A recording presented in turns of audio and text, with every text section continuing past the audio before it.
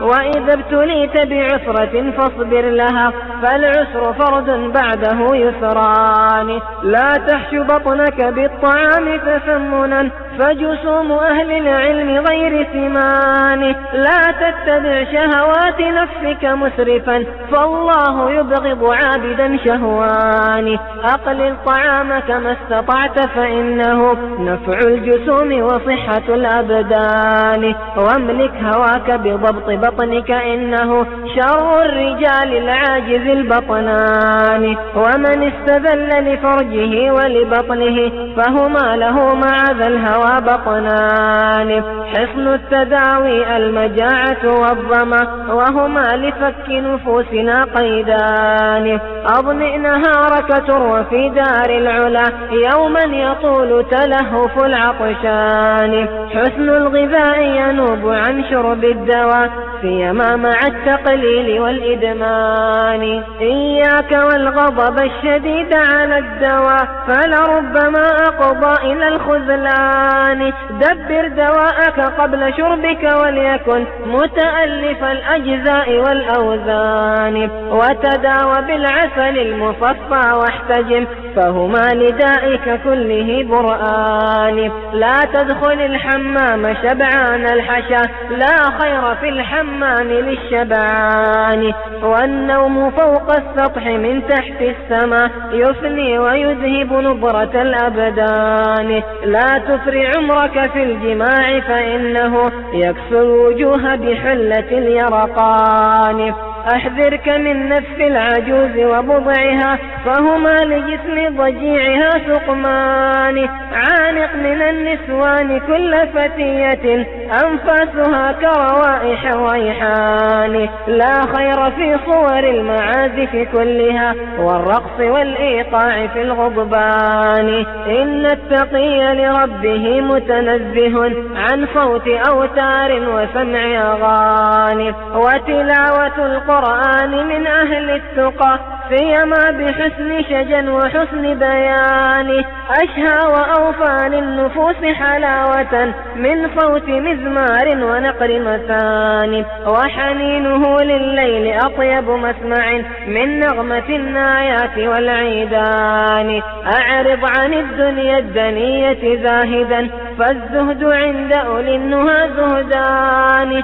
زهد عن الدنيا وزهد في السنة، طوبى لمن أمثاله الزهدان. لا تنتهب مال اليتامى ظالما، ودع الربا فكلاهما فسقان. واحفظ لجارك حقه وذمامه، ولكل جار مسلم حقان. واضحك لضيفك حين ينزل رحله، إن الكريم يسر بالضيفان. واصل ذوي الأرحام منك وإن جفوا، فوصالهم خير من الهجران. واصدق ولا تحلف بربك كاذبا، وتحر في كفارة الأيمان. وتوقع أيمان الغموس، فإنها تدع الديار بلاقع الحيطان. حد النكاح من الحرائر 4، فاطلب ذوات الدين والإحصان. لا تنكحن محدة في عدة،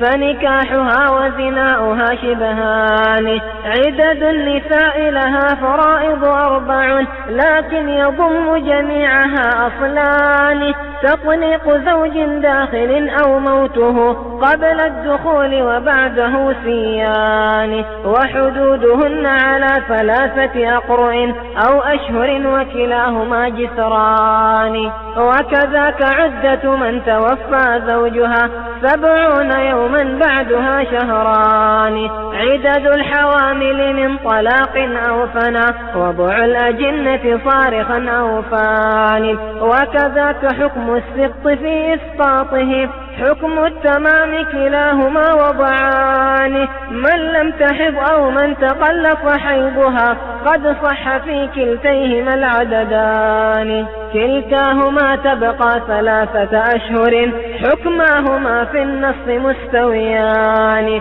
عدد الجوار من الطلاق بحيضة، ومن الوفاة 5 والشهران. فبطلقتين تبين من زوج لها، لا رد إلا إلا بعد زوج ثاني. وكذا الحرائر فالثلاث تبينها فيحل تلك وهذه زوجان. فلتنكح زوجيهما عن غبطة ورضا بلا دلس ولا عصيان، حتى إذا امتزج النكاح بدلسة فهما مع الزوجين زانيتان. إياك والتيس المحلل إنه والمستحل لردها تيسان. لعن النبي محللا ومحللا فكلاهما في الشرع ملعونان. لا تضربا أمة ولا عبدا جنى فكلاهما بيديك مأسوران. أعرض عن النسوان جهدك وانتدب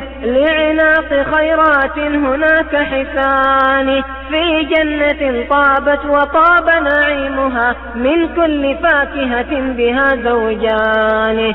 أنهارها تجري لهم من تحتهم محفوفة بالنخل والرمان. غرفاتها من لؤلؤ وزبرجد وقصورها من خالص العقيان. قصرت بها للمتقين كواعبا شبهن بالياقوت والمرجان. بيض الوجوه شعورهن حوالك حمر الخدود عواتق الأجفان. فلج الثغور إذا ابتسمن ضواحكا هيف الخصور نواعم الأبدان. خضر الثياب ثديهن نواهد صفر الحلي عواطر الأردان. طوبى لقوم هن أزواج لهم في دار عدن في محل أمان. يسقون من خمر لذيذ شربها بأنامل الخدام والولدان. لو تنظر الحوراء عند وليها وهما فويق الفرش متكئان. يتنازعان الكأس في أيديهما وهما بلذة شربها فرحان. ولربما تسقيه كأسا ثانية وكلاهما برضا بها حلوان. يتحدثان على الأرائك خلوة وهما بثوب الوصل مشتملان. أكرم بجنات النعيم وأهلها إخوان صدق أيما إخوان. جيران رب العالمين وحزبه أكرم بهم في صفوة الجيران. هم يسمعون كلامه ويرونه والمقلتان إليه ناظرتان. وعليهم فيها ملابس سندس وعلى المفارق أحسن التيجان. تيجانهم من لؤلؤ وزبرجد أو فضة من خالص العقيان. وخواتم من عسجد وأساور من فضة كسيت بها الزندان. وطعامهم من لحم طير ناعم كالبخت يطعم سائر الألوان. وصحافهم ذهب ودر فائق 70,000 فوق 1000 خوان. إن كنت مشتاقا لها كلفا بها شوق الغريب لرؤية الأوطان. كن محسنا فيما استطعت فربما تجزى عن الإحسان بالإحسان. واعمل لجنات النعيم وطيبها فنعيمها يبقى وليس بفاني. أدم الصيام مع القيام تعبدا فكلاهما عملان مقبولان. قم في الدجى واتل الكتاب ولا تنم إلا كنومة حائر والهان. فلربما تأتي المنية بغتة فتساق من فرش إلى الأكفان. يا حبذا عينان في غسق الدجى من خشية الرحمن باكيتان. لا تقذفن المحصنات ولا تقل ما ليس تعلمه من البهتان. لا تدخلن بيوت قوم حضر إلا بنحنحة أو استئذان. لا تجزعن إذا دهتك مصيبة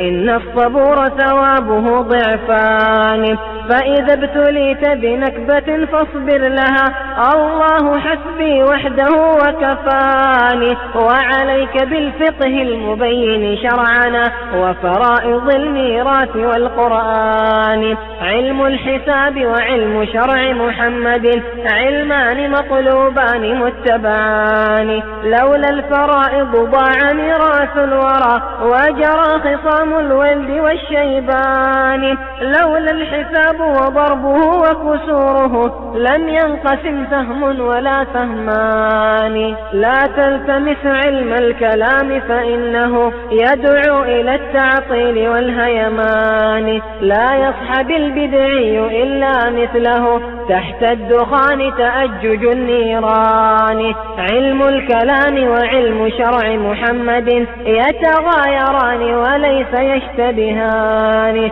أخذوا الكلام عن الفلاسفة الأولى جحدوا الشرائع غرة وأمان. حملوا الأمور على قياس عقولهم فتبلدوا كتبلد الحيران. مرجيهم يزري على قدريهم والفرقتان لدي كافرتان. ويسب مختاريهم دوريهم والقرمطي ملاعن الرفضان. ويعيب كراميهم وهبيهم وكلاهما يروي عن ابن أبان. لحجاجهم شبه تخال ورونق مثل السراب يلوح للظمآن. دع أشعريهم ومعتزليهم يتناقرون تناقر الغربان. كل يقيس بعقله سبل الهدى ويتيه تيه الواله الهيمان. فالله يجزيهم بما هم أهله وله الثنى من قولهم بران. من قاس شرع محمد في عقله غذفت به الأهواء في غدران. لا تفتكر في ذات ربك واعتبر فيما به يتصرف الملوان. والله ربي ما تكيف ذاته بخواطر الأوهام والأذهان. أمرر أحاديث الصفات كما أتت من غير تأويل ولا هذيان. هو مذهب الزهري وافق مالك وكلاهما في شرعنا علمان. لله وجه لا يحد بصورة ولربنا عينان ناظرتان. وله يدان كما يقول إلهنا ويمينه جلت عن الأيمان. كلتا يدي ربي يمين وصفها وهما على الثقلين منفقتان. كرسيه وسع السماوات العلى والأرض وهو يعمه القدمان. والله يضحك لا كضحك عبيده والكيف ممتنع على الرحمن. والله ينزل كل آخر ليلة لسمائه الدنيا بلا كتمان. فيقول هل من سائل فأجيبه فأنا القريب أجيب من ناداني.